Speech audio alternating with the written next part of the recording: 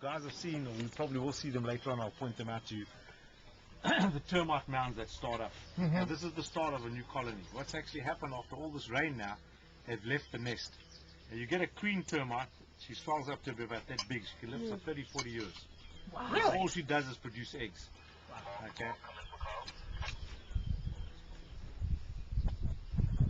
Go ahead.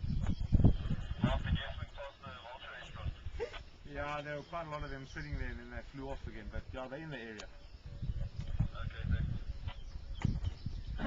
And as they're laying their eggs and they grow, there's different kinds of eggs. You get the workers and the soldiers. The workers are the ones that build the nest, move the eggs around, and the soldiers are the ones that protect.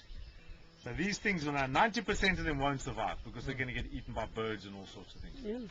They will then go off and they send out a pheromone scent into the air, and the male will find this one, or if it's a male or a female, they'll find a partner and start to mate, and then they'll start a new colony. Wow. So a lot of the times, as I said, about 90-95% of the time, these things don't survive.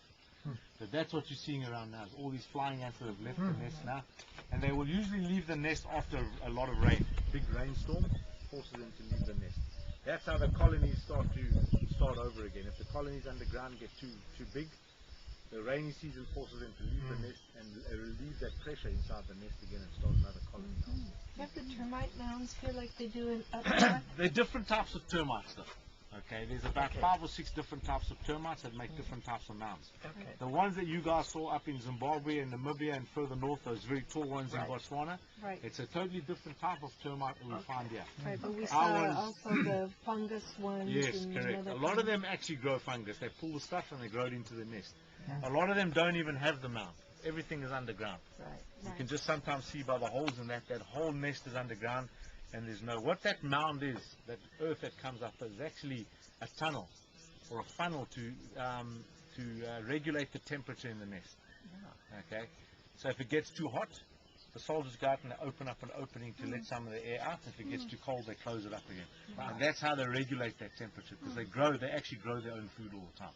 They bring everything underground and grow fungus and stuff like that to the wall. And it also depends, the termite mound, obviously the color of the termite mound depends on the soil. If it's dark soil like we get here, you're going to have dark mounds.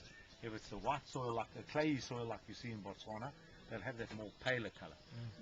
And I mean, when you see those termite mounds, some of them are as nearly as tall as these trees. They're hundreds of years old. Really? And that queen dies and another one takes over. It's a colony that lives for hundreds and hundreds of years. That's amazing. And everything takes place in that nest. Yeah. They only come out together with them.